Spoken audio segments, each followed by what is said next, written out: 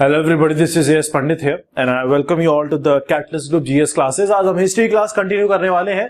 Last class में हमने देखा था कि हम 1919 और 1920 के आसपास आ चुके थे, जिसपे 1919 में खिलाफत मूवमेंट स्टार्ट हुआ था, जो कि टर्की से स्टार्ट हुआ था। मैंने आपको समझाया भी था, मोहम्मद अली, शौकत अली दो भाई थे, गांधी जी उनसे मिले थे और 1920 में खिलाफत और नॉन कॉपरेशन दोनों मूवमेंट को साथ में मिक्स करके एक बड़ा मूवमेंट बना के गांधी जी के लीडरशिप के अंदर लॉन्च हो चुका था। काफी बड़ा मूवमेंट लॉन्च हो चुका था।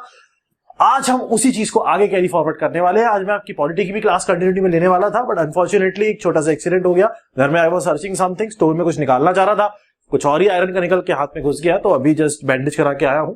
तो मेरा यही सजेशन है, घर में थोड़ा सा इस समय ध्यान से रहो, क्योंकि इस समय बाहर निकलना अच्छा नहीं है और जनरली सब चीजें आसानी से हॉस्पिटल में भी नहीं होती है, क्योंकि मुझे भी हॉस्पिटल में बहुत टाइम लगा ये सब करवाने में। तो जस्ट इसीलिए लेट हो गया है और अभी जस्ट क्लास स्टार्ट लेट कर पाया हूं, बट कोई दिक्कत नहीं है। राइटिंग में थोड़ा सा बियर कर लेना, लिखने में थोड़ी मुश्किल होगा, तो जो मैंने लिखा हुआ है यहाँ पे उसको वैसे का वैसे ही कोशिश करना। बाकी मैं बोल रहा हूं तो उस चीज को समझने की कोशिश करना। हो सकता है राइटिंग में थोड़ी बहुत चीजें समझ में ना आए। जैसे कि मैंने आपको बताया है कि अपना मूवमेंट स्टार्ट हो चुका था और अभी लोगों का जो बेसिक एम था गांधी जी की लीडरशिप के अंदर, वो ये था कि चीजों को छोड़ो, बॉयकॉट करो। बॉयकॉट करने का मतलब होता है स्कूल जाना छोड़ दो, कॉलेज जाना छोड़ दो, नौकरी पे जो लॉयर्स है, काउंसिल वगैरह है, जो लेजिस्लेटिव काउंसिल में इलेक्शन लड़के पहुंचे भी है, कुछ इंडियंस लोग भी ऐसे थे जो इलेक्शन जीत के काउंसिल में भी बैठे करते थे, कुछ पहुंच गए थे वहां पे, उन लोगों ने भी काम पे जाना छोड़ दिया। फॉरेन गुड्स को जला डालो, खादी, यहां पे खादी का यूज बढ़ने लगा। लोगों के सामने खादी नाम की चीज एग्जिस्ट करने लगी और लोग यूज करने लगे उस चीज को, काफी पब्लिसिटी मिलने लग गई, अपने टाइटल छोड़ने लग गए लोग। तो ये कुछ ऐसी चीजें थी जो नॉन कॉपरेशन में स्टार्टिंग से ही देखने को मिली है। लोगों ने उस चीज को छोड़ना शुरू कर दिया था। एक चीज ध्यान रखना है, नॉन कॉपरेशन के अंदर जो भी चीजें हो रही हैं, कोई भी चीज ऐसी नहीं है जिसके लिए आपको जेल में डाला जा सके। मैंने आपको पहले भी समझाया था, अगर मैं स्कूल नहीं जा रहा हूं, अगर मैं कॉलेज नहीं जा रहा हूं, अगर मैं जॉब पे नहीं जा रहा हूं, जेल में नहीं डालेगा। भैया नहीं, मैंने नहीं जा रहा, मेरी मर्जी, नहीं जा रहा यार, है ना, जेल में थोड़ी डाल सकते हो। तो यहां पे ये कुछ चीजें बॉयकॉट होने लगी थी। गांधी जी ने कहा था कि भैया ऐसा है, मेरी लीडरशिप के अंदर ये सारी चीजें करना स्टार्ट कर दो, मैं तुम्हें कहीं ना कहीं जीत दिला के ही दम लूंगा। बट वो जीत मिली नहीं। क्या हुआ उसको देखेंगे। दिसंबर 1920 में कांग्रेस का एक सेशन हुआ। दिसंबर 1920 में आपको मैंने बताया था, दिसंबर में कांग्रेस के लोग बैठ जाते थे, मीटिंग करते थे, डिस्कस करते थे। और यहां पे जो सेशन हुआ था, ये कांग्रेस का स्पेशल सेशन था, जो नागपुर में आया था। यहां पे डिसाइड कर लिया गया था कि भैया जो नॉन कॉपरेशन मूवमेंट है, इसको पूरा जोर शोर के साथ कांग्रेस के सपोर्ट के साथ लॉन्च किया जाएगा और पूरे पैन इंडिया इसको चलाया जाएगा। तो मतलब दिसंबर 1920 का जो कांग्रेस का स्पेशल सेशन था नागपुर में, इसमें गांधी जी की लीडरशिप के अंदर नॉन कॉपरेशन मूवमेंट को पूरा का पूरा दम देके आगे बढ़ाने की बात डिस्कस की गई। बिल्कुल ठीक है। गांधी जी ने जब कांग्रेस में एंट्री करी, जब ये मूवमेंट चलाने लगे, तो गांधी जी की बात तो सुननी पड़ेगी। इस समय वैसे भी कांग्रेस के अंदर एक्सट्रीमिज्म ज्यादा चलने लगा था। मैंने आपको शुरुआत से समझा है, मॉडरेट और एक्सट्रीमिस्ट दो तरीके की सोच लोग रखते थे, बट यहां पे अब क्या होने लग गया था, अब एक्सट्रीमिस्ट सोच ज्यादा कांग्रेस में बढ़ने लग गई थी। अब जब गांधी जी उसके अंदर एंट्री कर गए, तो गांधी जी ने कुछ कहा कि मैं कांग्रेस के अंदर कुछ मॉडिफिकेशंस करना चाहता हूं, क्योंकि ये पुराने जमाने से जो आप चला रहे हो, कुछ कर तो पाए नहीं हो, कुछ मैं ट्राई मार लेता हूं, कुछ तड़का मार के देखता हूं। तो गांधी जी ने कुछ पॉइंट्स बताए थे। एक पॉइंट ये बताया था कि एक तो स्वराज जो है वो अब हम लड़ भिड़ के नहीं लेंगे। मैंने आपको बताया था, जब लीडर गया था, जब एक्सट्रीमिस्ट जेल चले गए थे, 1907 वाली क्लास देखना, हिस्ट्री की सारी क्लासेस प्लेलिस्ट में मिल जाएंगी। जब एक्सट्रीमिस्ट सारे जेल चले गए थे, उस टाइम पे आपने नोटिस किया था, रिवॉल्यूशनरी एक्टिविटीज, क्रांतिकारी लोग आने लग गए थे, बम उड़ाने लग गए थे। यहां फिर से वही होगा आगे चल के। गांधी जी ने कहा ऐसा है, मेरे लिए स्वराज लड़ाई दंगे से लेने वाली चीज नहीं है, मेरे लिए स्वराज आराम से, पीसफुल तरीके से, मेरे तरीके से लेने वाली चीज है। तो पहली चीज तो कांग्रेस पर उन्होंने ये चीज क्लियर कर दी कि स्वराज पीसफुल तरीके से डिमांड किया जाएगा। स्वराज का मतलब होता है कि भैया सेल्फ गवर्नमेंट, मैं अपने खुद गवर्नमेंट हूं, मैं किसी और के कंट्रोल पे नहीं चलूंगा। खासतौर से ब्रिटिशर्स की बात हो रही है। दूसरा उन्होंने कहा है कि कांग्रेस की एक वर्किंग कमेटी बनेगी, छोटी कमेटी बनेगी, जो उसमें 15 मेंबर होंगे। अगर आपको याद होगा तो मैंने आपको बताया था कि जब तिलक वापस आए थे जेल से, तो उन्होंने कांग्रेस में ये बात कही थी। उन्होंने ये कहा था कि ऐसा है, यहां पे कांग्रेस के जो ग्रुप है इसको थोड़ा छोटा करो और इफेक्टिव करो, बट वहां पे उनकी सुनी नहीं गई थी। बट यहाँ पे गांधी जी की सुननी पड़ेगी। गांधी जी एक काफी हाई प्रोफाइल और डिमांडिंग लीडर बन चुके हैं। तो गांधी जी ने कहा है कांग्रेस वर्किंग कमेटी, क्वेश्चंस आते हैं बेटा, फालतू नहीं बोल रहा हूं, ध्यान रखना इस चीज को। कांग्रेस वर्किंग कमेटी एक बनाई जाएगी जिसमें 15 मेंबर रहेंगे जो बार बार मिलेगी। अभी तक अब क्या था कि एक साल में एक बार मिलते थे, अब इन्होंने ये कहा कि आप एक काम करोगे, आप बार बार छोटे छोटे पॉइंट्स में मिलते रहोगे और वो वर्किंग कमेटी काम करती रहेगी। सबको नहीं मिलना है, सबको नहीं बैठ जाना है, चाय पानी खर्चा ज्यादा हो जाता है। और उन्होंने ये भी कहा कि प्रोविंशियल कांग्रेस कमेटी भी बनेगी। प्रोविंशियल कांग्रेस कमेटी का मतलब होता है लोकल लेवल पे, जैसे बंगाली बोलते हैं, वहां एक कमेटी बना दी, बंगालीज में सारे बंगालीज हैं, पंजाब में बना दी, वहां सारे पंजाबी हैं। इस तरीके से लैंग्वेज बेसिस पे छोटे छोटे प्रोविंशियल कमिटीज भी बनेंगी। और उन्होंने ये भी कहा कि भाई जो कांग्रेस में जब कोई ज्वाइन करता था तो उसे कुछ एंट्री फीस देनी होती थी, तो उन्होंने कहा इसको एंट्री फीस को कम कर दो, बहुत पैसा ले रहा हो, काम कुछ कर नहीं रहा हो, फालतू पैसा ले रहे हो। तो एंट्री फीस भी गांधी जी ने रिड्यूस करा दी। बिल्कुल। इसके साथ साथ जब आपको ये कांग्रेस के अंदर चेंजेस आए हैं, नॉन कॉर्पोरेशन मूवमेंट चल रहा है, खिलाफत मूवमेंट भी साथ में चल रहा था। आपको बताया था पहले, खिलाफत मूवमेंट और नॉन कॉर्पोरेट मूवमेंट कंबाइन हो गए थे, लेकिन खिलाफत मूवमेंट के नाम के अंदर कुछ ऐसी चीजें थी जो एडिशनली की गई थी। जैसे फॉर एग्जांपल ये नॉन कॉर्पोरेशन में भी आएगा और खिलाफत में भी आएगा। अगर एग्जाम में बाई चांस फॉलो एग्जांपल आप कोई क्वेश्चन पूछते हैं आपसे ऑब्जेक्टिव में, तो आप दोनों में टिक कर सकते हो जो पॉइंट्स मैं बता रहा हूं। मेंस में आता है तो आप खिलाफत में भी लिख सकते हो सारे पॉइंट्स, नॉन कॉर्पोरेशन में भी लिख सकते हो, सिर्फ मैं अलग अलग आपको समझाने के लिए बता रहा हूं। खिलाफत के अंदर कुछ चीजें होने लग गई थी। खिलाफत एक्चुअली अगर देखा जाए तो रिलीजियस इशू था, है ना, मुस्लिम्स का इशू था कि भाई उनका खलीफेट को हटा दिया गया, खिलाफत को हटा दिया गया खलीफा को, तो इसकी वजह से हम प्रोटेस्ट कर रहे हैं। तो ये थोड़ा सा रिलीजन बेस्ड कॉन्सेप्ट था। यहां मुस्लिम सपोर्ट कर रहे हैं इसलिए आ रहे थे नॉन कॉर्पोरेशन मूवमेंट में, कॉन्सेप्ट को समझना, क्योंकि उनके खलीफेट को हटाया जा रहा है। उनका कोई नॉन कॉर्पोरेशन में पर्सनल वैसा इंटरेस्ट नहीं था, उनका इंटरेस्ट सिर्फ यही था कि क्योंकि खिलाफत नॉन कॉर्पोरेशन का पार्ट बन चुका है तो वी विल आल्सो सपोर्ट। समझना, भी बाद में बात आएगी इस चीज की। तो खिलाफत के अंदर कुछ नेशनलिस्ट एजुकेशन को प्रमोशन करने के लिए चीजें होने लगी, जैसे विद्यापीठ बनाए जाने लग गए। जैसे बिहार में विद्यापीठ बना, गुजरात में बना, जिसमें हम लोग ये कहा जाएगा कि बच्चे अगर भाई ब्रिटिश के स्कूल नहीं जाएंगे तो जाएंगे क्या, घर में थोड़ी बैठेंगे, तो बच्चों को भेजो विद्यापीठ में पढ़ेंगे बच्चे। तो विद्यापीठ बनने लगे। नेशनल एजुकेशन, जहां पे बताया जा रहा हो कपड़ों को जलाया जा रहा है, वो तो पहले से जलाया जा रहा है, विदेशी सारे कपड़े जला दो, खादी से बना लो। गांधी जी चरखा लेके बैठे हो दिखते हैं ना, वो कपड़े ही बना रहे होते हैं। उसके बाद लॉयर काम करना बंद कर दिए थे। कुछ लोगों ने टैक्स देना भी बंद कर दिया था। वैसे बंगाल में नो टैक्स मूवमेंट चला था, कुछ जगह टैक्स मूवमेंट भी चल गए थे कि भाई हम टैक्स ही नहीं देंगे। लोग सारे लोगों ने बना लिया ग्रुप कि हम टैक्स ही नहीं देंगे, तो नो टैक्स मूवमेंट चलने लग गए। कुछ जगह तो चाय वाय बनाते थे, चाय उगाते थे, उन्होंने कहा कि हम चाय उगाना बंद कर देंगे, तुम ब्रिटिश चाय कहां से पियोगे, बहुत मानो इंडिया में आके बहुत मजे से चाय पीते हो ना सर्दियों में, यहाँ चाय नहीं मिलेगी तुम्हें, हम चाय उगाएंगे नहीं। तो ट्री प्लांटर्स जो थे उन्होंने चाय वाय उगाना बंद कर दिया था। तो बेसिकली यहाँ पे ओवरऑल बॉयकॉट चल रहा था, ओवरऑल ऐसा सपोर्ट चल रहा था कि नॉन कॉर्पोरेशन मूवमेंट काफी अच्छे स्केल पे पहुंच चुका था। और भी छोटी छोटी जगह कुछ पीजेंट मूवमेंट्स होने लगे थे, किसानों के मूवमेंट होने लगे थे, कुछ ट्राइबल मूवमेंट होने लगे थे। वो सारे मूवमेंट्स कहीं ना कहीं नॉन कॉर्पोरेशन मूवमेंट को सपोर्ट कर रहे थे, नॉन कॉर्पोरेशन मूवमेंट का पार्ट बन चुके थे। जैसे फॉर एग्जांपल ऑब्जेक्टिव में क्वेश्चन आता है, ध्यान रखना, इक्का मूवमेंट चला था यूपी के अंदर, क्वेश्चन आता है। मोपला मूवमेंट चला था मारवाड़ केरला के अंदर। एक्चुअली मोपला मूवमेंट चला था, बट बाद में जाके ये कुछ आपस में दंगे फसाद हो गए थे हिंदू मुस्लिम में, क्योंकि ये इनके जो लैंडलॉर्ड हुआ करते थे, जो मोपला ये लोग ट्राइबल जो लोग थे वो हिंदू थे, आपस में लड़ाई हो गई तो कुछ और ही बन चुका था। बट स्टार्टिंग के लिए हमें बस इतना ध्यान रखना है, मोपला रेबेलियन की जो मूवमेंट है ये मालाबार केरला में हुआ था, इक्का मूवमेंट यूपी में हुआ था, अवध किसान का जो मूवमेंट चला था ये भी यूपी में चला था। अवध यूपी में, आप जानते हो सिख एजिटेशन सिख पंजाब में है सबसे ज्यादा, तो ये पंजाब में हुआ था। ये छोटे छोटे मूवमेंट्स लोकल मूवमेंट में होने लग गए थे। मतलब अगर ब्रिटिशर्स की नजर से देखो तो ब्रिटिशर्स ओवरऑल बड़े लीडर्स भी मूवमेंट में पार्टिसिपेट कर रहे हैं, छोटे छोटे पीजेंट, छोटे छोटे किसान, लोकल ग्रुप्स, वो भी मूवमेंट में पार्टिसिपेट कर रहे हैं। मूवमेंट काफी बढ़ता जा रहा है, लेकिन लड़ाई दंगे नहीं हो रहे हैं, पीसफुल लड़ाई दंगे नहीं हो रहे हैं। मेरी बात को बहुत ही ज्यादा ध्यान से सुनते रहना, लड़ाई दंगे नहीं हो रहे हैं बिल्कुल। लेकिन जब गवर्नमेंट ये सब चीजें देख रही है तो गवर्नमेंट भी तो कुछ करेगी ना। गवर्नमेंट कोई वहां पे अचार बना के खाने के लिए थोड़ी बैठी, खिचड़ी खा रहे हैं अचार के साथ, कुछ तो करेगी ना गवर्नमेंट। यहाँ लोग मूवमेंट चला रहे हैं तो गवर्नमेंट ने भी कहा ठीक है बेटा, उठा के सबको जेल में डालने लगे। जितने भी लीडर दिखते थे, जो ज्यादा हीरो बनते थे, ज्यादा ग्रुप के पीछे चलता था, उनको उठा के जेल में डाला, उठा के पॉलिटिकल प्रिजनर बनाया, उठाया जेल में डाला, विदाउट एनी रीजन डाल दिया। चल तो रही है अपना पुराना पहले से कि किसी को उठा के जेल में डाल सकते हैं, ठीक। दूसरा, प्रेस में बहुत उल्टी चीजें लिखी जा रही थी, तो उन्होंने कहा प्रेस कंट्रोल करो, प्रेस ही छपेगा ही नहीं भाई साहब, छपने ही नहीं देंगे हम किसी भी ऐसे न्यूज़पेपर को जो लोगों तक जाए, ठीक है। पब्लिक मीटिंग्स बैन कर दी, बहुत ग्रुप बना के मीटिंग कर रहे हो, 15-15 लोगों की छोटे छोटे ग्रुप बना रहे हैं, एक भी मीटिंग नहीं होगी, पब्लिक मीटिंग बैन कर दी गई। तो अब झटका लगने लगा लोगों को, गांधी जी को लगा बदतमीजी चल रही, ब्रिटिशर्स तो बदतमीजी कर रहे हैं, तो भाई साहब गलत बात है, हम लड़ भी नहीं रहे हैं, बदतमीजी हम नहीं कर रहे, हम किसी को मार नहीं रहे, तो तुम काहे ये काम कर रहे हो, तुम हमें क्यों रोक रहे हो, हम कुछ कह तो रहे ना, चुपचाप कर रहे हैं ना, करने देते। नहीं, क्योंकि क्यों करने देंगे, नुकसान तो हो रहा है ना ब्रिटिशर्स को। तो गांधी जी ने अब ये कहा, अब गांधी जी ने ये कहा, देखो हर बार दिसंबर को कांग्रेस पूरी बैठती थी और डिस्कस करते थे। दिसंबर 1921 में, जब उस टाइम पे दिसंबर 1921 का पीरियड आया तो फिर से बैठने का टाइम आया। 1920 में बैठे थे तो ऑपरेशन लॉन्च किया था, चल रहा था, काफी बढ़ता चला गया। 1921 का टाइम आया, फिर बैठे, वहां इन्होंने डिस्कशन किया कि यार ये ब्रिटिशर्स बदतमीजी दे रहे हैं, लोगों को हमारे अरेस्ट कर रहे हैं, कुछ सोचो। तो गांधी जी ने कहा ठीक है, मैंने सोच लिया, अब देखो मैं क्या करता हूं। ध्यान से डेट को देखना, दिसंबर, राइटिंग थोड़ा सा तो बोल रहा हूं ना, उसको ध्यान से सुनना। दिसंबर 1921 में कांग्रेस का एक सेशन हुआ।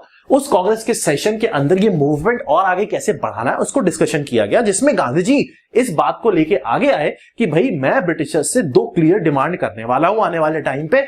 अगर वो मेरी डिमांड मान लेंगे तो मैं बात कर सकता हूं ब्रिटिशर्स से कि इस मूवमेंट को कैसे कम करना है या आगे मैं क्या करना चाहता हूं वो देखेंगे। लेकिन अगर वो नहीं मानते हैं तो फिर हम बहुत बड़े स्केल पे सिविल डिसओबीडियंस मूवमेंट लॉन्च कर देंगे। गांधी जी इस सेशन दिसंबर 1921 के कुछ टाइम बाद 1 फरवरी 1922 में, 1.5 महीने में ही 1922 में ये डिमांड सामने लेके आ गए ब्रिटिशर्स के कि ऐसा है, एक तो मेरे सारे पॉलिटिकल प्रिजनर्स जिनको आपने अंदर रखा है बेमतलब में, उनको छोड़ दो। दूसरा, प्रेस कंट्रोल जो किया है वो बंद कर दो, मतलब प्रेस मेरी ओपन करो, तो मैं आपके साथ बात कर सकता हूं कि इस नॉन कोऑपरेशन मूवमेंट के साथ आगे कैसे करना है। ठीक है, बढ़ाना है या घटाना है वो हम देखेंगे बात करके, बट पहले आप मेरी ये 2 बातें मानो। अगर आपने ये दोनों बातें मान ली तो हम बैठ के टेबल पे बात कर लेंगे, है ना, कर लेंगे सेटिंग। नहीं अगर हुआ, अगर आप नहीं मानते हो तो मैं बहुत बड़े स्केल पे बात को बहुत ध्यान से सुनना, ये मैं बोल रहा हूं, गांधी जी ने नहीं बोला। सिविल डिसोबीडियंस मूवमेंट लॉन्च किया जाएगा बरदोली गुजरात से, वहां से मैं सिविल डिसोबीडियंस मूवमेंट लॉन्च कर दूंगा। अब आप कहोगे सर नॉन कॉपरेशन कॉन्सेप्ट और सिविल डिसोबीडियंस फर्क क्या है?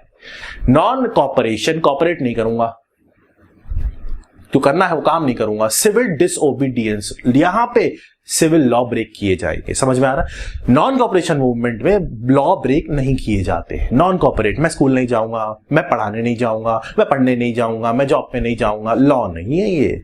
सिविल डिसोबीडियो में सिविल लॉज को ब्रेक किया जा सकता है, स्ट्राइक पे बैठ जाएंगे, प्रोटेस्ट करने लग जाएंगे, ये सब चीजें सिविल डिसोबीडियंस के अंदर आती है। नॉन कॉपरेशन में अभी प्रोटेस्ट नहीं हुआ है, समझ में आ रहा होगा। तो इन्होंने कहा मैं बहुत बड़े स्केल पे सिविल डिसोबीडियंस लॉन्च कर दूंगा, जिसकी वजह से आपको भी प्रॉब्लम हो सकती है, तो it's better you should do this. Britishers ने कहा ऐसा है अंकल, हम तो नहीं मान रहे, कर लो जो कर मिले। गांधी जी ने कहा यार गलत बात है, चलो बढ़ाते हैं मूवमेंट, बढ़ाते हैं। यहां पे ये गांधी जी ने जो डिमांड रखी थी, अगर आप ध्यान से डेट को देखे होंगे तो आपने देखा होगा यहां पे 1 फरवरी 1922 लिखा है। 1 फरवरी 1922 को गांधी जी ने डिमांड रखी कि मेरे लोगों को छोड़ो और प्रेस कंट्रोल को फ्री करो थोड़ा सा। 1 फरवरी को ये डिमांड रखी, 5 फरवरी 1922 में बवाल कर दिया लोगों ने। एक जगह है चौरी चौरा, यूपी के अंदर है, गोरखपुर के पास, वहां पे एक टाउन है छोटा सा, वो जगह चौरी चौरा में क्या हुआ, वहां पे लोग ऐसे ही यही काम कर रहे थे, नॉन कॉपरेशन मूवमेंट के लिए बातें कर रहे थे, पब्लिक मीटिंग निकाल रहे थे, रैलीज निकाल रहे थे, कुछ कर रहे थे। पुलिस वालों ने कंट्रोल करने के लिए बात की, आगे बढ़े तो लोग नहीं माने, पीसफुल प्रोटेस्ट कर रहे थे, कोई दंगे फसाद कर नहीं रहे थे। पुलिस वालों ने डंडे वंडे मार दिए, मतलब के अंदर डंडे सूद दिए, लगा दिया। जब डंडे मारे, जब पीटा तो लोग भी बहुत आ गए कि यार एक तो हम गांधी जी की बात मान रहे हैं, पीसफुल प्रोटेस्ट कर रहे हैं, तो डंडे मार रहे हो, हम भी तुम्हें मारेंगे। वो गए, रात को पुलिस स्टेशन जला दिया पूरा। जब पुलिस स्टेशन जला दिया 5 फरवरी 1922, ये बोला जाता है चौरी चौरा इंसिडेंट। इस इंसिडेंट ने गांधी जी को दिया झटका। गांधी जी ने ये बोला था अपने पहले पॉइंट के अंदर कि मैं पीसफुल प्रोटेस्ट चाहता हूं, पीसफुल प्रोटेस्ट भी नहीं, पीसफुल स्वराज की डिमांड करता हूं, आराम से बिना लड़ाई दंगे के मैं करना चाहता हूं। आप लोग वहां पे बरदौली में नहीं, बरदौली से तो सिविल डिसोबीडियंस की बात हुई थी, आप लोग चौरी चौरा में आपने उन्हें पुलिस स्टेशन जला दिया। गांधी जी ने कहा ऐसा है, मैं नहीं कर रहा, अब नहीं कर रहा मैं मूवमेंट। आपने देखा होगा जब भी कभी दंगे फसाद होंगे, गांधी जी कहीं ना कहीं 1 कदम 2 कदम पीछे लेंगे। गांधी जी का जो वर्किंग तरीका है, ये स्टाइल है, मैंने आपको कॉन्सेप्ट समझाया था। गांधी जी का स्टाइल ये होता है, कभी किसी चीज की एनालिसिस करो, जो भी आपका प्रॉब्लम है उसकी एनालिसिस करो, उस एनालिसिस उस इश्यू को समझने के बाद उसके खिलाफ प्रूफ ढूंढो, प्रूफ ढूंढने के बाद लोगों का सपोर्ट लो, उस इश्यू को बहुत बड़ा बनाओ और सपोर्ट के साथ गवर्नमेंट पे प्रेशर डालो विदाउट एनी वायलेंस, बिना किसी लड़ाई के। गवर्नमेंट प्रेशर डालोगे तो गवर्नमेंट चेंज कर देगी। इनका कहना यह था कि अगर आप ब्रिटिशर्स से लड़ने की कोशिश करोगे, बात को बहुत बहुत ज्यादा समझना, बहुत इंपॉर्टेंट पॉइंट आने वाला है। इनका कहना यह था, गांधी जी का सोच ये थी, लोग एक्चुअली इस चौरी चौरा इंसिडेंट के बाद नॉन कोऑपरेशन मूवमेंट को वापस लेने को कुछ लोग गांधी जी को क्रिटिसाइज करते हैं, कुछ लोग कहते हैं ठीक है। तो पॉइंट यहां पे अगर हम थोड़ा सा कॉन्सेप्ट समझने की कोशिश करें एग्जामिनेशन पॉइंट ऑफ व्यू से, एग्जाम में अगर हमें आंसर लिखने को आता है, अगर हम उस पॉइंट ऑफ व्यू से थोड़ा समझें, तो अगर आप उस पोजीशन पे हो और आपने देखा कि वहां लड़ाई दंगे हो गए हैं और मैं पीसफुल चला रहा था और आप गांधी जी के कॉन्सेप्ट से चलते हो, तो वहां पे एक पॉइंट आपको ध्यान रखना पड़ेगा, वो ये है कि ब्रिटिशर्स जो है बहुत पावरफुल है, ठीक है। आप लड़ाई दंगे करके ब्रिटिशर्स से आजादी उस समय हासिल नहीं कर सकते। क्यों? आप लड़ाई दंगे करोगे, वो आपको मारेंगे, पीटेंगे, जेल में डालेंगे, गोली मार देंगे, खत्म, वहीं पे आपका काम खत्म हो जाएगा। आप 1857 में देख चुके हो चीजें। इंडिया इतना बड़ा कंट्री है, यहां पे ऐसा कोई लीडर अभी है नहीं जो इस पूरे के पूरे वायलेंस वाले एक्टिविटीज को कंट्रोल करके जिता सके, कोई नहीं। और बिना लीडर के कोई भी रिवोल्ट होता नहीं। तो ये गांधी जी को क्लियर था, इसलिए वो कहते थे लड़ाई मत करो, बिना लड़ाई के ही प्रेशर करके कुछ करा सकते हैं, लड़ाई से कुछ नहीं होगा, लड़ोगे भिड़ोगे मरोगे और सब जेल में चले जाओगे। तो इन्होंने यहां पे जब दंगे देखे तो इनको लगा नहीं यार ये चीजें गलत जा रही है। दूसरा चीज, बहुत टाइम से ही मूवमेंट चल रहा था, बहुत ध्यान से सुनना, क्वेश्चंस आते हैं एग्जाम में। बहुत टाइम से कॉपरेशन नॉन कॉपरेशन मूवमेंट चल रहा था, खिलाफत भी मिक्स होकर चल रहा था, बट कुछ रिजल्ट लोगों को दिख नहीं रहा था। लोगों को तो कुछ पता नहीं होता ना, हम लोग तो भीड़ होती है, भीड़ तो लीडर के पीछे चलती है, पता तो लीडर को होता है, और लीडर हर किसी आदमी जाके बता थोड़ी बेटा ऐसे कर रही है, ऐसा हो रहा है, इन्फॉर्मेशन थोड़ी देता है। लोगों को इन्फॉर्मेशन मिल नहीं रही है, बहुत टाइम से कुछ चीजें हो नहीं रही हैं, वो चल रहे हैं सपोर्ट पे, तो वो फ्रस्ट्रेट होने लगते हैं और थकने लगते हैं। गांधी जी को ये चीज समझ में आ रही थी कि कोई भी मूवमेंट बहुत लंबे टाइम तक नहीं चल सकता है अगर लोगों का सपोर्ट नहीं है, ये उनका बेसिक सा एम है और फिलॉसफी है। उन्होंने वहां पे वो देखा था कि लोग नहीं है, उस एनर्जी से, उस बात से, वो बात नहीं है लोगों के अंदर, थकने लग गए। तीसरा पॉइंट, लोग फ्रस्ट्रेट होने लग गए, इसलिए आपस में लड़ाई दंगे शुरू हो गए, क्योंकि उनको रिजल्ट मिल नहीं रहा है, तो उनको आपको समझ में नहीं आ रहा कि आप क्या करें, इसलिए वो लड़ते भिड़ते। चौथा वेरी इंपॉर्टेंट पॉइंट, मुस्लिम्स जो नॉन कॉपरेशन में, इंडिया में हिंदू मुस्लिम काफी अच्छी पॉपुलेशन रखते थे, ठीक है, डिवीजन जब तक नहीं हुआ था। मुस्लिम्स जो कि नॉन कॉपरेशन में पार्टिसिपेट कर रहे थे, क्योंकि खिलाफत इशू उस समय काफी ज्यादा राइज पे था। बट 1922 में टर्की जो जगह है उसको सेकुलर डिक्लेयर कर दिया गया और वहां पे जो खलीफेट की पोजीशन थी उसे एबॉलिश कर दिया गया। इसका मतलब जो खिलाफत का इशू था वो खत्म हो गया, आप कुछ कर ही नहीं सकते थे, जो आप इशू बना रहे थे वो इशू ही कैंसिल हो गया, जिसकी वजह से जो मुस्लिम्स का सपोर्ट था वो अब नॉन कॉपरेशन से हटने लग गया और जो सिस्टम था वो वीक होने लग गया, कमजोर होने लग गया।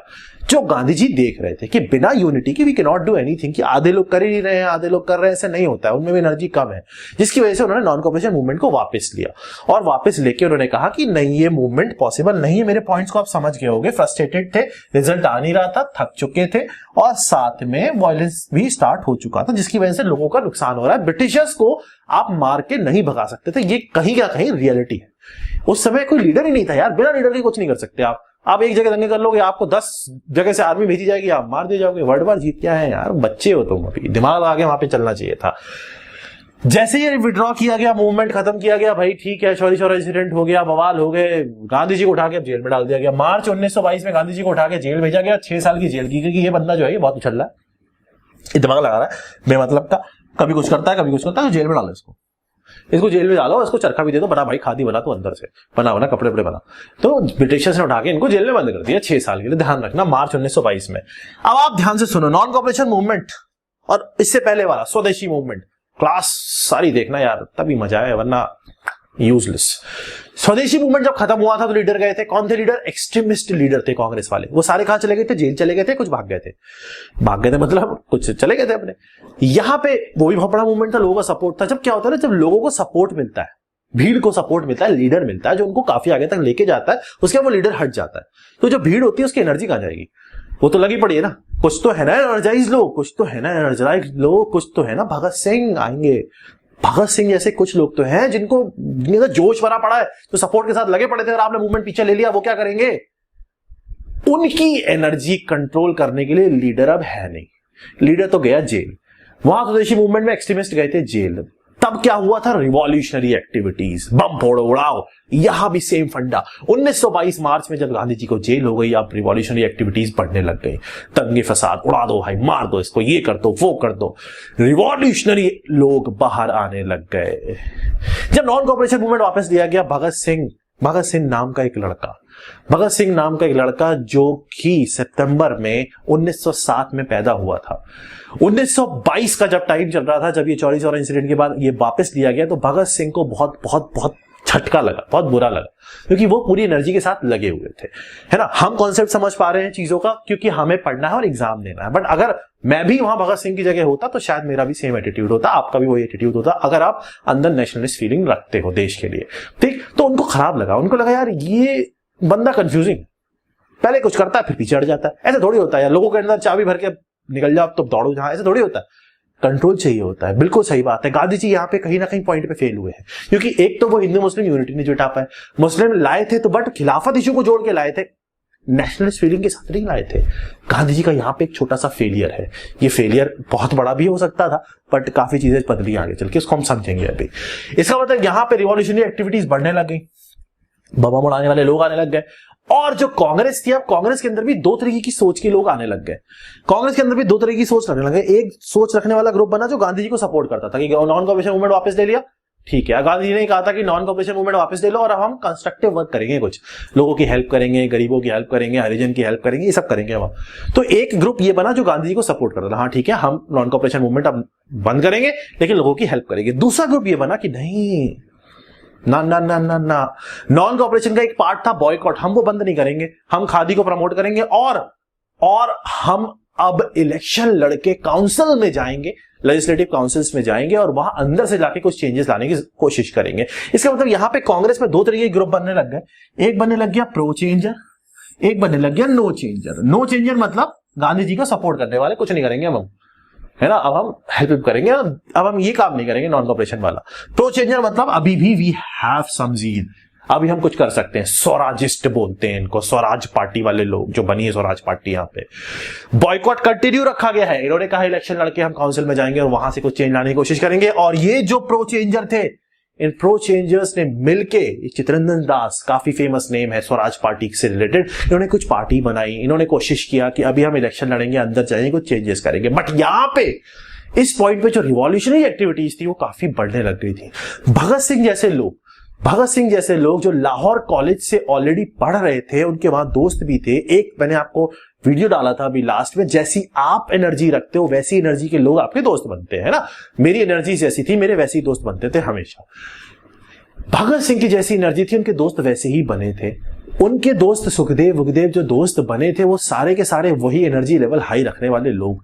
जब आपस में ऐसी चीजें लोग डिस्कस करते हैं तो सबका खून खौलता है, जब सबका खून खौलता है तो खून तो किसी के ऊपर निकलेगा भाई साहब। तो अब यहां से फेज शुरू होगा, रिवॉल्यूशनरी एक्टिविटीज फेज 2। फेज 1 वहां पे आया था स्वदेशी वाला, और ये जो फेज 2 है ये बवाल है, ये गजब है, क्योंकि यहां पे भगत सिंह और ऐसे लोग आने वाले और रियलिटी कॉन्सेप्ट के साथ चीजें आने वाली, क्योंकि मूवीज में कॉन्सेप्ट नहीं दिखाया जाता, कॉन्सेप्ट किताबों को मिलके सोच के समझा जाता है। किताबों में भी कॉन्सेप्ट नहीं लिखा होता। ये मैंने 4 किताबें पढ़ी है, तो उन चारों किताबों से पढ़ने के बाद जो एनालिसिस मैंने निकाली है उसका रिजल्ट होता है कॉन्सेप्ट, तब मैं आपको चीजें बेस से पकड़ा पाता हूं। आज इतनी ही क्लास ले पाऊंगा, थोड़ा सा मैंने आपको बताया था एग्जॉस्टिंग फील कर रहा हूं, बट क्लास आपकी जल्दी कंटिन्यू कर लूंगा मैं 1 आध दिन के अंदर, जैसे ही थोड़ा सा बेटर फील होगा। थोड़ा लिखने के लिए थोड़ा एनर्जी चाहिए होती है, और तो जैसे 1 या 2 दिन लगेंगे मुश्किल से, आई विल बी फाइन।